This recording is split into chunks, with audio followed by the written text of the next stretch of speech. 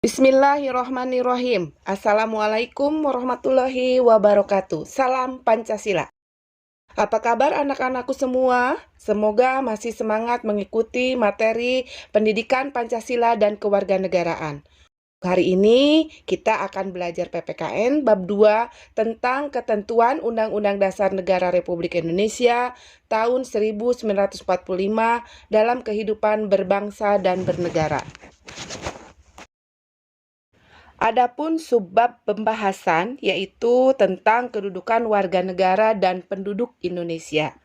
Nah, pada pembelajaran sebelumnya kita sudah mempelajari syarat terbentuknya negara, yaitu harus ada yang pertama wilayah, yang kedua pemerintah, yang ketiga adalah penduduk. Penduduk dapat diidentifikasikan sebagai orang yang dengan sah bertempat tinggal dalam suatu negara. Sedangkan bukan penduduk adalah orang yang berada di suatu negara dan tidak berniat untuk menetap. Misalnya, ketika kamu pergi ke suatu negara untuk berwisata. Selain itu, ada juga istilah warga negara. Seseorang dapat disebut warga negara dan bukan warga negara itu berdasarkan hubungannya dengan kekuasaan pemerintahan negara tersebut. Warga negara adalah orang yang secara hukum adalah anggota dari suatu negara, sedangkan bukan warga negara disebut dengan orang asing atau warga negara asing. Dari uraian tersebut, maka dapat diambil kesimpulan bahwa tidak semua penduduk adalah warga negara. Dalam Undang-Undang Dasar Negara Republik Indonesia, Pasal 26 ayat 2 ditegaskan bahwa penduduk ialah warga negara dan orang asing yang tinggal di Indonesia. Penduduk biasanya dibuktikan dengan kartu penduduk atau kita kenal dengan KTP. Kewarganegaraan Indonesia diatur dalam Undang-Undang Nomor 12 Tahun 2006. Pada undang-undang ini dituliskan, siapa saja yang disebut warga negara Indonesia, kalian bisa membacanya dalam video ini. Dalam menentukan kewarganegaraan suatu negara, memiliki pedoman dan cara yang dikenal dengan asas kewarganegaraan. Negara-negara di dunia dalam menerapkan asas kewarganegaraan memiliki dua pandangan, yaitu asas kewarganegaraan berdasarkan kelahiran dan berdasarkan naturalisasi.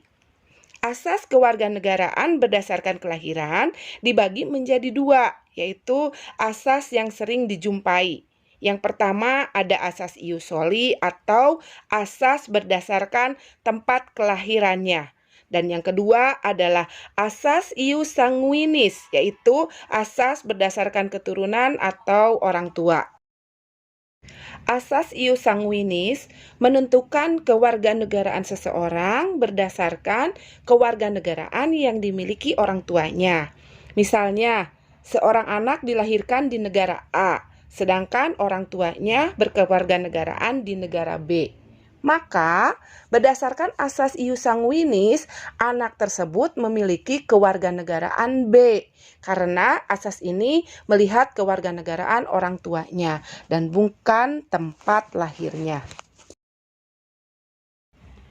Sedangkan asas ius soli adalah asas yang menentukan kewarganegaraannya berdasarkan tempat kelahirannya. Misalnya, seorang anak dilahirkan di negara A, sedangkan orang tuanya berkewarganegaraan B. Maka, menurut asas ini, si anak memiliki kewarganegaraan A, karena asas ini tidak berdasarkan kewarganegaraan orang tuanya, melainkan ditentukan oleh tempat kelahiran si anak.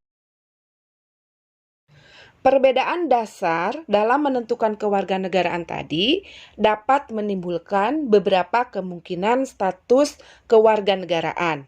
Yang pertama adalah apatrid, yaitu seseorang yang tidak memiliki status kewarganegaraan.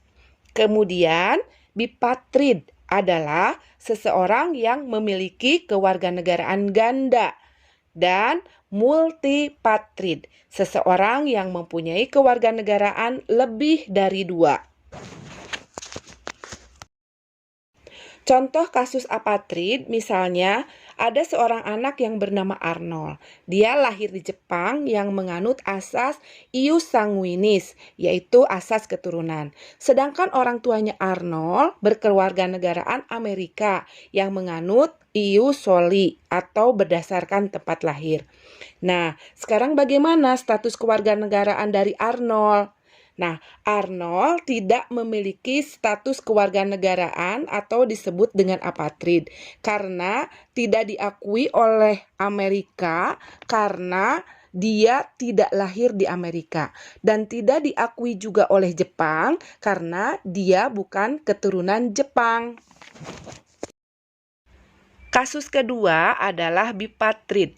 Misalnya, Nindi yang lahir di Amerika yang menganut asas ius soli. Orang tuanya berkewarganegaraan Jepang yang menganut asas ius sanguinis. Status kewarganegaraan Nindi bagaimana? Nindi berstatus kewarganegaraan ganda atau bipatrid karena dia diakui oleh Amerika karena lahir di Amerika dan dia juga diakui menjadi warga negara Jepang karena orang tuanya berkewarganegaraan Jepang. Nah, Indonesia sendiri bagaimana? Berdasarkan Undang-Undang Nomor 12 Tahun 2006, penentuan kewarganegaraan Indonesia pada dasarnya menganut asas ius sanguinis, yaitu berdasarkan keturunan. Jadi, asal orang tuanya Indonesia, maka orang itu berkewarganegaraan Indonesia. Tetapi ada juga asas ius soli terbatas yang berlaku bagi anak-anak yang sesuai dengan ketentuan undang-undang, misalnya anak yang ditemukan di wilayah Indonesia tetapi tidak diketahui orang tuanya berkewarganegaraan apa. Kemudian ada juga asas kewarganegaraan tunggal. Nah, Indonesia tidak menerima orang berkewarganegaraan ganda atau melarang warga negaranya berkewarganegaraan ganda. Tetapi ada juga asas kewarganegaraan ganda terbatas yang berlaku bagi anak-anak yang orang tuanya berkewarganegaraan asing dan satunya lagi berkewarganegaraan Indonesia. Jadi dia akan boleh memilih pada umurnya tertentu. Selanjutnya, ada yang namanya naturalisasi. Nah, naturalisasi ini merupakan proses permohonan jadi warga negara. Naturalisasi ada dua, yaitu naturalisasi biasa dan naturalisasi istimewa. Naturalisasi biasa yaitu pemohon meminta langsung untuk menjadi warga negara Indonesia. Syaratnya yaitu yang pertama, usianya harus sudah 18 tahun atau sudah nikah dan tinggal di Indonesia selama 5 tahun berturut-turut atau 10 tahun. Tidak berturut-turut, sehat jasmani dan rohani, bisa berbahasa Indonesia dan mengakui Pancasila dan Undang-Undang Dasar. Tidak pernah dipidana, tidak mempunyai kewarganegaraan ganda, mempunyai pekerjaan, serta mampu membayar uang kewarganegaraan pada kas negara. Seseorang selain dapat mengajukan atau memohon kewarganegaraan Indonesia, juga dapat kehilangan kewarganegaraan Indonesia. Seseorang bisa kehilangan kewarganegaraannya apabila memperoleh kewarganegaraan lain atas kemauannya sendiri. Misalnya, masuk ke dalam dinas tentara asing tanpa izin presiden. Kemudian, mengatakan sumpah atau janji setia pada negara asing, mempunyai paspor di negara lain atau dokumen seperti paspor dan tidak menolak atau melepaskan kewarganegaraan lain. Demikian penjelasannya, mudah-mudahan kalian mengerti. Sampai jumpa. Wassalamualaikum warahmatullahi wabarakatuh.